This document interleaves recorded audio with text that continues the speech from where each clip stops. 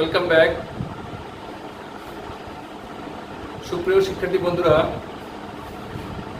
Basis creative এডুকেশনের পক্ষ থেকে তোমাদেরকে স্বাগতম ও শুভেচ্ছা জানাচ্ছি।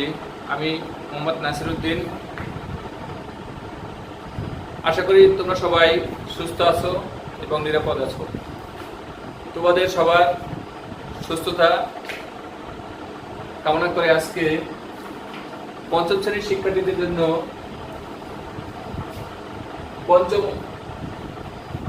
নবম অধ্যায়ের অর্থাৎ শতকরা অধ্যায়ের দ্বিতীয় ক্লাস অর্থাৎ পর্ব 2 ক্লাসটি নিয়ে তোমাদের সামনে হাজির হয়েছি। আশা করি গত পর্বে ক্লাসটি অর্থাৎ এই অধ্যায়ের পর্ব 1 এই ক্লাসটি তোমরা উপভোগ করেছো এবং ওই ক্লাসের বিষয়গুলিকে তোমরা আয়ত্ত করেছো। আজকে তারই ধারাবাহিকতায় এর পরের ক্লাস নিয়ে আমি তোমাদের সামনে হাজির হয়েছি। এটাও একটা বেসিক পর্ব, বেসিক ক্লাসই থাকবে, এই জন্য এটাও একটা বেসিক পর্ব। আজকে আমরা এই ক্লাসে সবাই একসাথে উপভোগ করব। চলো ক্লাসে আমরা যোগদান করি।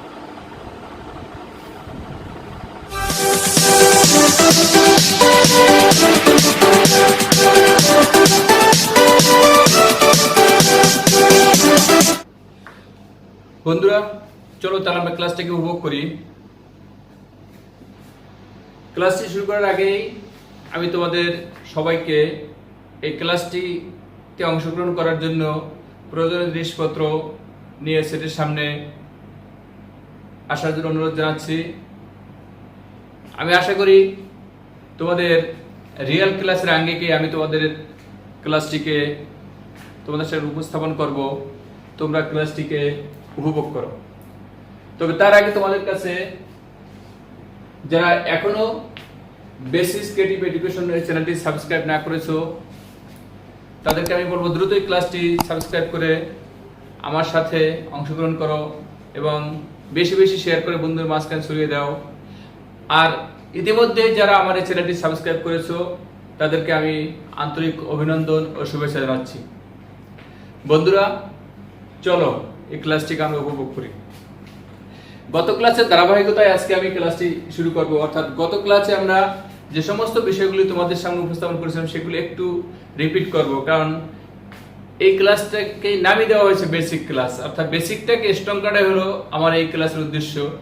গত ক্লাসে আমি শিখেছিলাম যে শতকরা কি, শতকরাকে কোন চিহ্নের মাধ্যমে প্রকাশ করা হয়, সেই চিহ্নের সাংখ্যিক মান কত, শতকরা শব্দের অর্থ কি ইত্যাদি খুঁটিনাটি বিষয়গুলো শিখেছিলাম এবং সেখানে কিছু বিষয় শিখেছিলাম যে কোনো একটা ভগ্নাংশকে শতকরা প্রকাশ করা, আবার শতকরাকে ভগ্নাংশ প্রকাশ করা ইত্যাদি। এই দুইটা বিষয় মূলত আমরা শিখেছিলাম।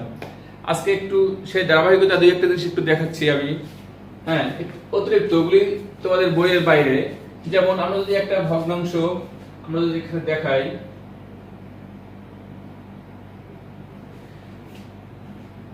এখানে দুইটা করবো এখানে ক। আচ্ছা, আমি যদি বলি 8/5 এতকে শতকরায় প্রকাশ,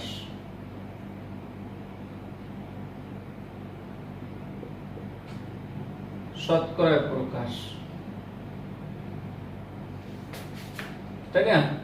তাহলে আমি এটাকে একটু শতকরায় প্রকাশ করে ফেলি। একটু মনে করায় দিচ্ছি, এটা আমরা তোমাদের সামনে উপস্থাপন করেছিলাম, আবার একটু উপস্থাপন করছি যাতে তোমাদের একটু মনে পড়ে, রিমাইন্ডার দেওয়ার জন্য।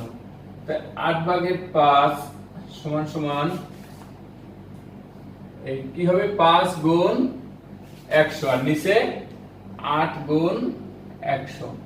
তাহলে উপরে কি হবে 5 গুণ 100 আর নিচে 8 গুণ 1/100। 1/100 কেন? কারণ আমরা জানি এই যে 1/100 আসছে, এটার পরিবর্তে আমরা লিখতে পারি কত? এই 1/100 মানে হলো পার্সেন্ট। ঠিক আছে, এই জন্য তাহলে আমি কি লিখতে পারি এখন? এখানে একটু হিসাব নিকাশ করি। 4 দিয়ে কাটলে 2, 4 দিয়ে কাটলে 25, তাই না? আর কি কাটাকাটি যায়? যায় না। না গেলে নিচে 2, উপরে 5 25 125%। তারপরে এটাকে এই করলে কত? 62 সমস্ত 2/1%। জাস্ট তোমাদের একটু রিমাইন্ডার করলাম আমি যে এই জিনিসটা এভাবে করতে হয়, আবার তোমাদের মনে পড়ে। ঠিক আছে। আচ্ছা, এবার একটা দশমিক ভগ্নাংশকে শতকরা প্রকাশ করি আমরা। ভগ্নাংশ তো মেইনলি দুই প্রকার, একটা সাধারণ ভগ্নাংশ, একটা দশমিক ভগ্নাংশ। আমরা সাধারণ ভগ্নাংশকে করলাম, এখন একটা দশমিক ভগ্নাংশকে আমরা করি। যেমন আমি যদি লিখি 0.25, তো এটা কি করো, 0.25 সমান সমান এটা দশমিক উঠিয়ে দাও। এই দশমিকের পরিবর্তে নিচে একটা 1 আর দশমিকের ডান পাশে কয়টা অঙ্ক, দুইটা, এইজন্য দুইটা শূন্য। উপরে কি হয়ে যাবে এখন 25। তখন আমরা এটাকে সরাসরি কি লিখতে পারি, 25%। ঠিক আছে, কারণ যদি কোনো ভগ্নাংশের হর 100, তাহলে সেটাকে আমরা এই ভগ্নাংশ বা এটাকে এইভাবে শতকরা প্রকাশ করতে পারি সরাসরি। ওকে। আচ্ছা, এবার আমরা দেখি যে শতকরা প্রকাশিত কোনো সংখ্যাকে আমরা কিভাবে এবার সাধারণ ভগ্নাংশে প্রকাশ করব। সরি। ওকে, যেমন আমি যদি বলি যে এখানে এটারও একটা ক, এগুলো অতিরিক্ত জিনিস আমি তোমাদেরকে দেখাচ্ছি। যেমন যদি তোমাদের বলা হয় এই 15% কে সাধারণ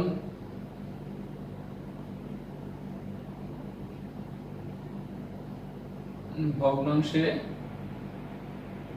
প্রকাশ, একটু তোমাদেরকে রিমাইন্ডার দেওয়ার জন্য আবার করছি।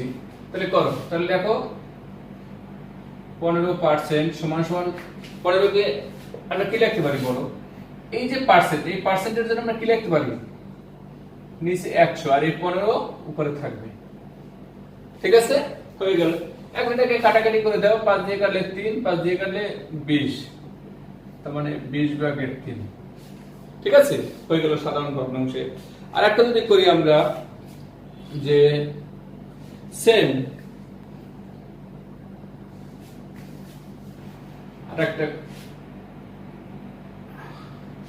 আরেকটা করি, যদি আমি 35% কে সাধারণ ভগ্নাংশে প্রকাশ, তাহলে করি, এটা হলো খ। তাহলে সেম ভাবে করো, 35% সমান সমান কি 35 ডিভাইডেড বাই কত, 100। তাহলে কাটাকাটি করো, 5 দিয়ে কাটলে 7, 5 দিয়ে কাটলে 20, 20/7। ঠিক আছে, এভাবে তোমরা একটু বেশি বেশি প্র্যাকটিস করবে। হ্যাঁ, এই ধরনের যেগুলো তোমাদের যোগ্যতা ভিত্তিকের ভিতরে ক নাম্বার প্রশ্ন দিয়ে দিতে পারে দুই একটা, যে এতকে সাধারণ ভগ্নাংশ প্রকাশ করো বা এতকে শতকরা প্রকাশ করো, এই ধরনের প্রশ্ন থাকতে পারে। ঠিক আছে, এগুলি এ পর্যন্ত আমার গত ক্লাসে ছিল। এখন আমরা একটু নতুন কিছু শিখি তোমাদের পাঠ্য বই রিলেটেড। ঠিক আছে, এবার তোমাদের বর্তমান যে পাঠ্য বই আছে সেই বই রিলেটেড আমরা কিছু শিখব। তোমাদের বইয়ে গুরুত্বপূর্ণ কিছু জিনিস আমি একটু প্রবেশ করি। যেমন তোমাদের পাঠ্য বইয়ের 95 পৃষ্ঠা, এবার পৃষ্ঠা দিয়ে করব। এখানে পৃষ্ঠাটা আমি উল্লেখ করে রাখি, পৃষ্ঠা 95। পৃষ্ঠা 95 এ তোমাদের 2, অর্থাৎ এখানে দুইটা 2 আছে, একটা উপরে আছে 1 2 শেষ, তারপরে আবার নিচে 1 2 3, নিচে আরেকটা 2 আছে খালি ঘর পূরণ। এখানে আমি লিখি 2 আছে খালি ঘর পূরণ,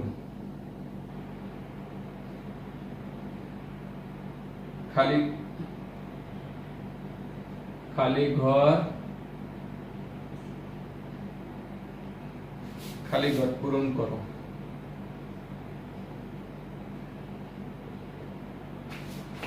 এখানে 3টা আছে, খালি ঘর পূরণ করতে 3টা আছে, আমি 1 2 3 তিনটাই আমরা করে ফেলব।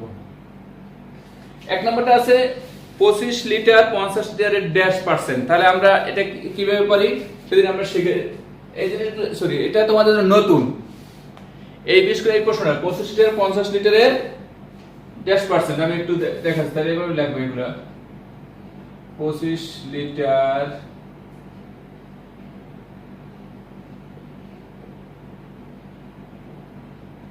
50 লিটারের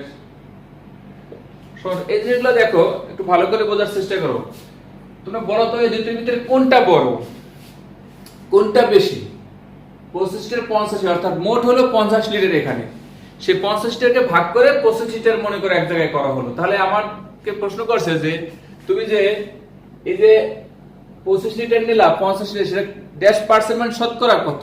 ঠিক আছে, তুমি শতকরা কয় লিটার নিলা? 50 লিটারের মধ্যে যদি বিষয়টা আমি তোমাদের ইলাবোরেটলি বলছি, 50 লিটারের ভিতরে তুমি 25 লিটার যদি কাউকে দিলা, তো তুমি 100 লিটারের ভিতরে তাকে কয় লিটার দিলা? বিষয়টা কি? ঠিক আছে, সেই পার্সেন্ট। তাহলে এই জন্য এখানে পার্সেন্ট দেওয়ার সময় শতকরা প্রকাশ করতে বলছে। তাহলে আমরা মোট হলো 50 লিটারকে ভাগ করছি, 25 লিটার দিয়েছি। তাহলে কি হবে? 50 ভাগের 25। বিষয়টা কোনো জটিল ভাবে নিয়ে না। যেমন তোমার যদি বলা হয় 1 পয়সা, 1 টাকার কত বলো, তাহলে তার মানে আবার যদি বলি 1 পয়সা 100 পয়সার কত? 100 ভাগের 1। 5 পয়সা 100 ভাগের কত? 100 ভাগের 5। 10 পয়সা 100 ভাগের কত? 100 পয়সার কত? 100 ভাগের 10। ঠিক তেমনি যে 25 লিটার 50 লিটার হলো 50 ভাগের 25। এটাকে এখন শতকরা প্রকাশ করে ফেলো। 25 গুণ 100, 50 গুণ 100। তাহলে কি হবে? 25 গুণ 100 নিচে 50 গুণ 1/100। এই যে একটু আগে যে আমরা করে আসছি, তাই 50 দিয়ে 100 কে কেটে দাও 2। 25 দ্বিগুণে 50, এটার জন্য পার্সেন্ট। ঠিক আছে, তাহলে উত্তরটা কি? 50%। ওকে, খ নাম্বারটা হয়েছে 120 কিলোগ্রামের 20%। 2 নাম্বারটা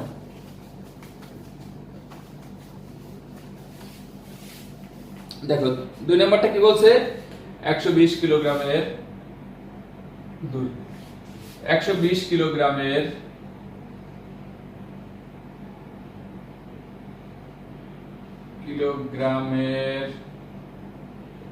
কত পার্সেন্ট? 20% সমান সমান। তাহলে আমাকে ড্যাশ কিলোগ্রাম মানে কত কিলোগ্রাম সেটা বের করবো। তাহলে কি মোট হলো 120 কিলোগ্রাম।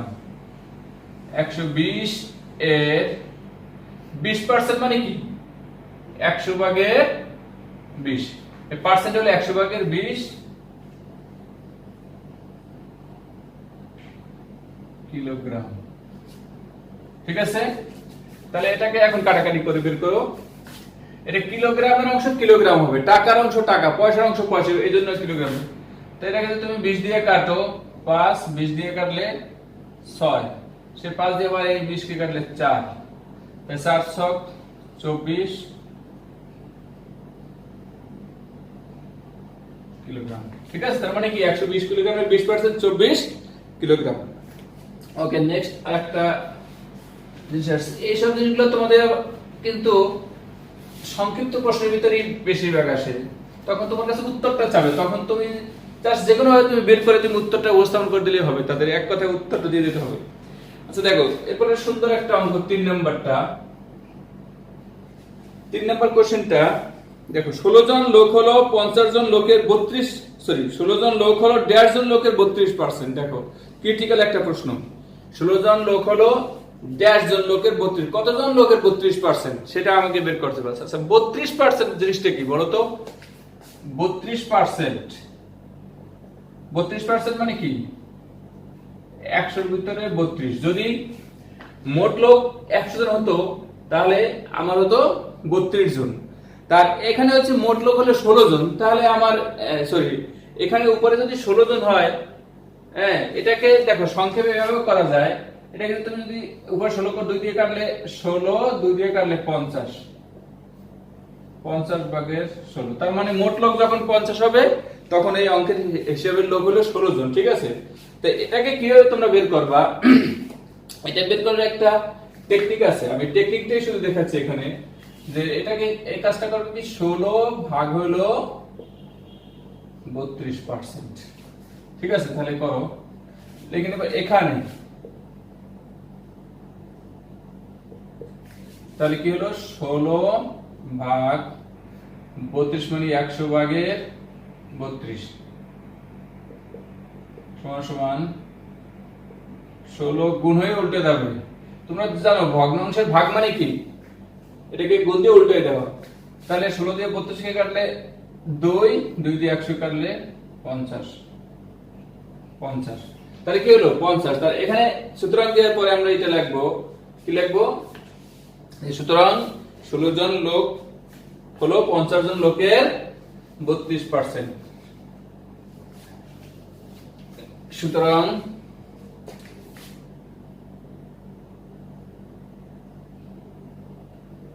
16 জন লোক হলো 50 জন লোকের 32%। একটু আগে আমি সাইডে দেখলাম সেটাই কিন্তু আছে, 50 জন আসছে।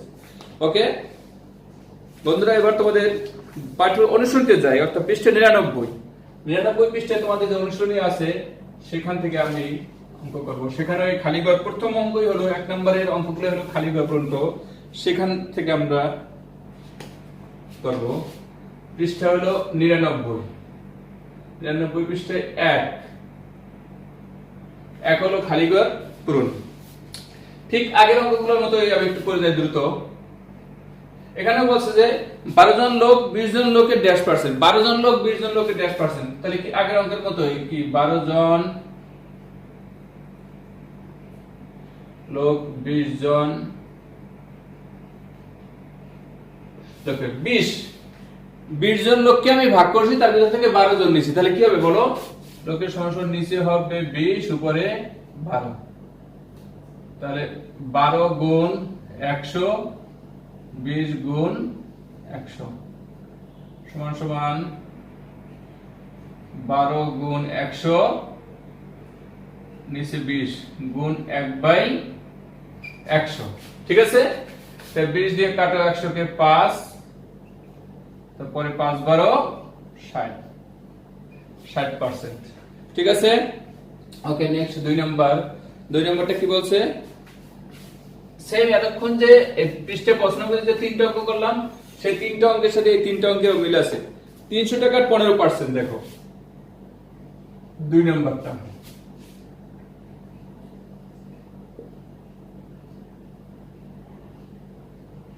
টাকার 15% সমান সমান, দেখো তাহলে একটু আগে করলাম যে 300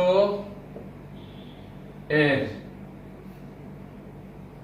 100 ভাগের 15। এখানে কি লিখবা, টাকা।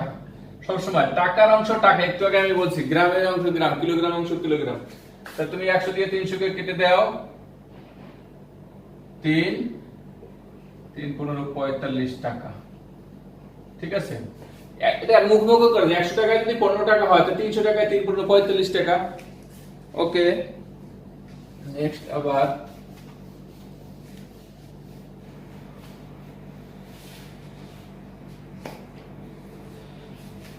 আচ্ছা 3 নাম্বারটা ওই একই ভাবে ড্যাশ গ্রামের 56% হলো 42 গ্রাম। ঠিক আছে, কত গ্রামের 56% 42, তাই এখানেও তোমরা ওইভাবেই করি আমরা। 3 নাম্বার এখানে তা ওটার মধ্যে যদি আমরা করি তাহলে 42 ভাগ হলো 56% করে দাও। 42 ভাগ 100 ভাগে 56 সমান সমান 42 গুণ হয়ে উপরে যাবে 100 নিচে 56। তা কাটো, কত দিয়ে কাটা দেয়, 7 দিয়া, 4 7 বা 6 7 42 আর 7 8 56।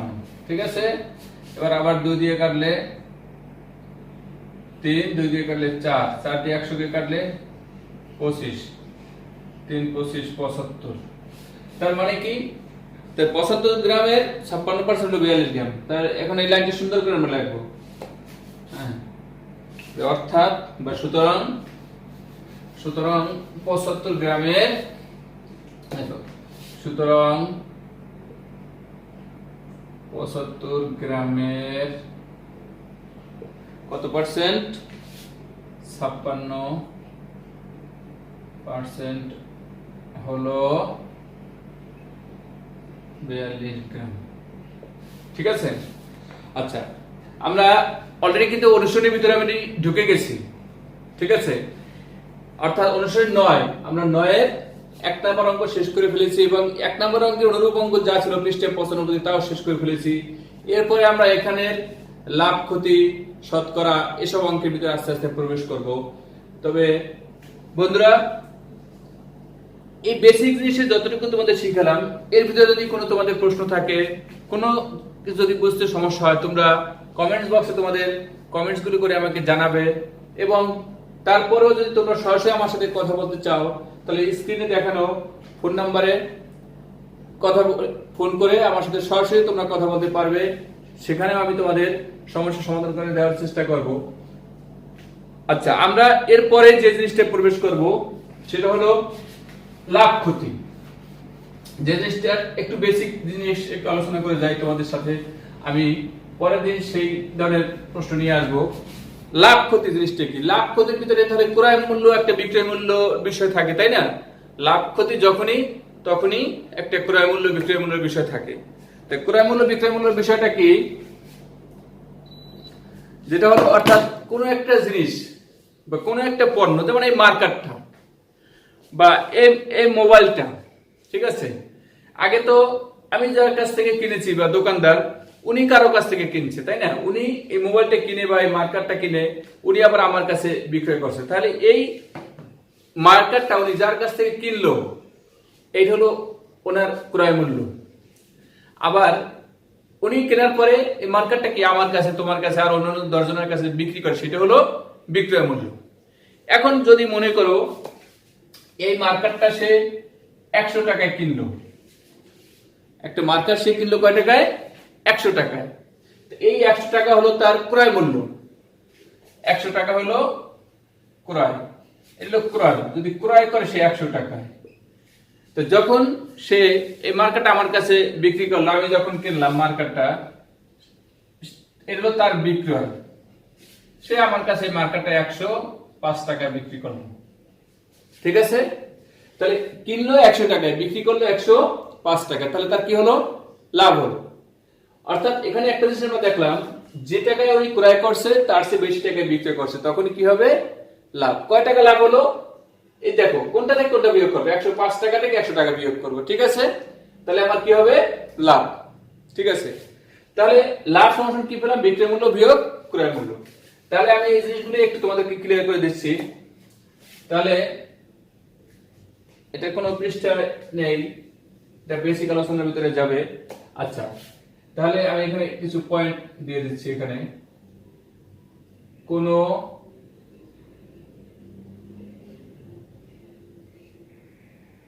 জিনিস যে মূল্যে ক্রয় করা হয় তা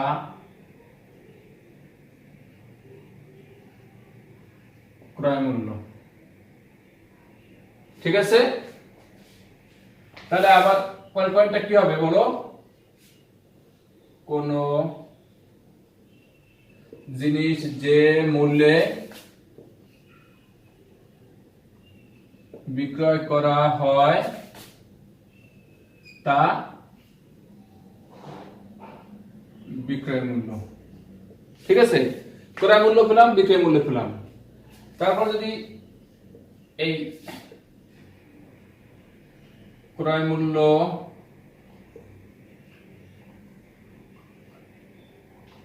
অপেক্ষা বিক্রয় মূল্য বেশি হলে লাভ হয়।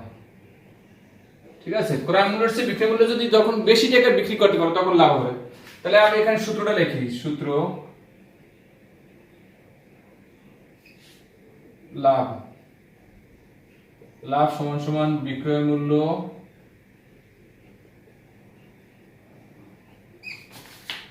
বিয়োগ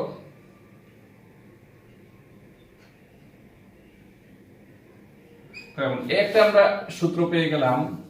অর্থাৎ লাভ নির্ণয়ের সূত্র পেয়ে গেলাম। ঠিক আছে, যখন ক্রয় মূল্য অপেক্ষা বিক্রয় মূল্য বেশি হবে তখন কি হবে? লাভ। আবার যখন আমি উপরে এগুলি বুঝে ফেলি, নেক্সট পয়েন্টে আসি। আবার ক্রয় মূল্য অপেক্ষা বিক্রয় মূল্য যদি কম হয়, কি আবার যদি এরপরে ক্রয় মূল্য অপেক্ষা বিক্রয় মূল্য যখন কম হবে তখন কি হবে তাহলে বলো? ক্ষতি। ক্রয় মূল্য অপেক্ষা বিক্রয় মূল্য কম হলে ক্ষতি হয়। যেমন এই মার্কেটে যদি দোকানদার 100 টাকায় কিনে, সে যদি আমার কাছে 90 টাকায় বিক্রয় করত, তাহলে তার ক্ষতি হতো না? 100 থেকে 90 বিয়োগ করলে 10, তাহলে 10 টাকা হয়তো ক্ষতি। এটা তাহলে তখন কি হবে? তাহলে সূত্র, এবার ক্ষতির সূত্রটা লিখে দিলাম। সুতরাং ক্ষতি সমান ক্রয় মূল্য বিয়োগ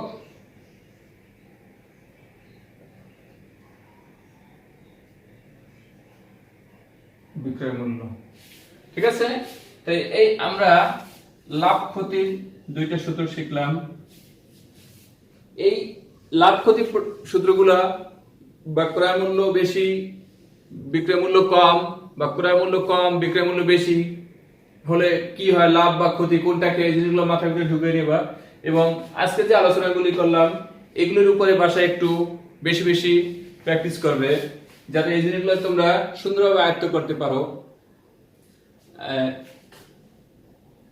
আজকের ক্লাসে যতটুকু শিখেছি আমি মনে করি যদি এতটুকু তোমরা আয়ত্ত করতে পারো তাহলে পরের ক্লাসে আরো আমরা দ্রুত সামনে এগিয়ে যেতে পারবো। তো পরের ক্লাসে আসার আগ পর্যন্ত তোমরা সবাই ভালো থেকো, সুস্থ থেকো এবং বেসিক ক্রিয়েটিভ এডুকেশনের সাথেই থাকো। আল্লাহ হাফেজ।